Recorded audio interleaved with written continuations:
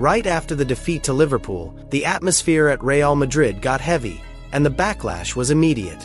Gareth Bale's cold, direct analysis and Thierry Henry's sharp criticism reopened an old wound that Madrid fans have tried to ignore for years. Real Madrid has stars, but maybe not a true center-forward. And that's a discussion that could completely change the team's direction in the coming months. So, if you love football and are a cool person who wants to help, please subscribe to the channel and leave a like. It would really help me a lot. Thank you. When legends of the game speak, everyone should listen and reflect. Both of them touched on something that was crystal clear at Anfield. Real Madrid dominated in names, but not in attacking presence. With every move from Vinicius or Mbappe, there was always someone missing in the box. That player who lives for the final touch, who forces the ball into the net even without really touching it. The team got close, but always felt incomplete, like a symphony missing its final note. And it's not that Mbappe played badly. The Frenchman moved, dropped deep, tried to create plays from the wings, but that's exactly the issue. He's not a natural number 9. He never was. Mbappe needs space. He needs to attack facing the goal, not stay trapped between towering center-backs waiting for crosses. That's how it was at PSG, when he exploded coming in from the left, and that's how he feels most comfortable. But now, at Real, he's being forced to act as the 9 in a team that lacks a true box striker. Henry pointed this out perfectly during his post-game comments. He noticed that Vinicius and Mbappe dropped too deep, exchanged too many passes, and when the ball reached the final third, there was no one there to finish. Real Madrid became predictable, lacking that killer instinct. And interestingly, this problem didn't just appear now. It's a direct consequence of the transition from Ancelotti's style to Xabi Alonso'S model. The new coach is trying to build a possession-based team, focused on short passes, but the squad was built for fast transitions, pace, and improvisation. It's a Real Madrid that's trying to play like Manchester City, but with the soul of a counter-attacking team. That's where Bale's words hit hardest. The Welshman didn't just identify the problem. He hinted at a solution. Real Madrid urgently needs a true number 9. And suddenly, the name Erling Haaland starts echoing around the Bernabeu again. English and Spanish outlets have revived reports about the Norwegian's desire to wear white, and there are even rumors of a secret clause that could allow him to leave City in the future. Just imagine the scenario. Mbappe back on the left wing, Vinicius on the right, and Haaland as the central striker.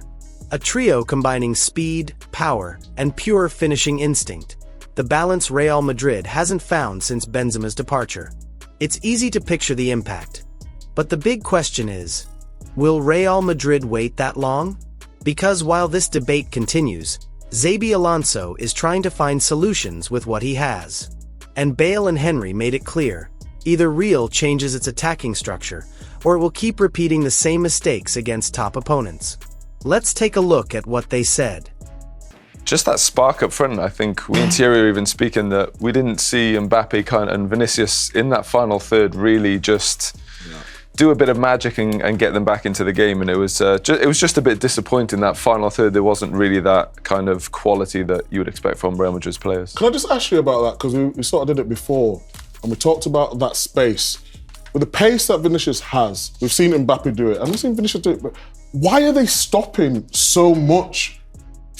It's frustrating. I think it just complicates things maybe. I think sometimes you just need to knock it and test the defender. They're clearly quicker than anyone on that field. So yeah, only I guess they can answer those questions. But I think maybe they don't do it, maybe because there's not someone else in the box waiting for the crosses. Maybe you need that focal number 9 where it could be a bit difficult. We talked about it before, Gareth. I do not understand. You have to play what you have in front of you. You have to play the moment. And even if there is no one in the box, as you said, at least the team went 30 yards back. And then you can give the ball to your midfielder that maybe will have a strike outside of the box. But I don't know, when sometimes people try to be cute where there's no need to be cute. If there is space, just give the ball, recycling the ball. Sometimes it's too scripted. You have a go. At the beginning, for example, we talked about it. Vinicius Jr. had Conor Bradley in the first 5 to 7 minutes. And then you let him breathe. Why do you let him breathe? Have a go up until he gets a yellow, then he can't defend the same way, but it didn't happen. But what's it like though? Because we talked about a left-footer playing on left. You played up front, but on that left-hand side. And you would go both ways. when they beat their man, do they come back inside because they want to go inside and don't want to cross with their weaker foot? I just said because we don't have the image now, but when we watch the game with Gareth, we're watching the game, and Vinicius Junior received the ball in a 1v1 after having a good battle in the first 5 minutes against Conor Bradley, and he passed it back to his left back to receive it back, and it was a 1v3. Then he attacked the 1v3, and I'm like, wait, do the math. Yeah. You had a 1v1. Try to see what you can do with that one. While you recycling the ball for it to come back to you to play a 1v3. I just don't get it at times. I think if you're talking about Real Madrid, this could have been a bit of a season of transition for them, right, Gareth? But actually, they're in good form, they're playing well, and they're winning games. Yeah, no, definitely. I think it was kind of lucky that Alonso could come in during the Club World Cup. It kind of acted as their mini pre-season where he could maybe test a few things out. And see what kind of system works, see how he can manage Real Madrid, because it's not the same as managing Bayer Leverkusen. You have to manage egos, players, all that kinds of stuff. So, they've had a great start to the season, only one blip against Atletico, but yeah, they've been on a great run of form. Where were you on the ego scale at Real Madrid? Like, how did you rate in terms of difficult players to manage? I was down there at the bottom. No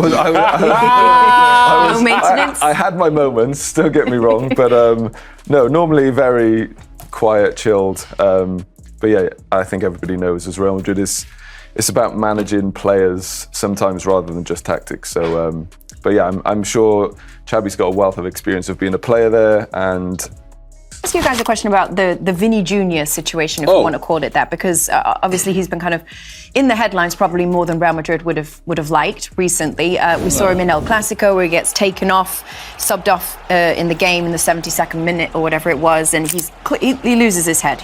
Have you ever lost your head? On the pitch? On the pitch, On the pitch, yeah. I've been sent off before because I've lost my head and got frustrated. But I think, like Thierry was saying, Xabi Alonso had the experience of being a player. So if he creates a bigger problem, it creates an even bigger problem. The fact he hasn't come out and said anything about it, and hopefully, I'm not sure the starting lineup, but if he puts it back in, it's kind of squished. It doesn't become something bigger and affect the team and the club even more.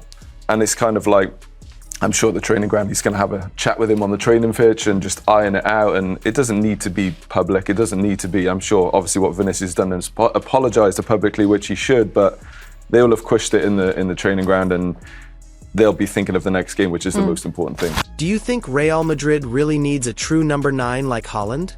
Or is Mbappe already that player? And Xabi Alonso just needs to find the best way to build around him?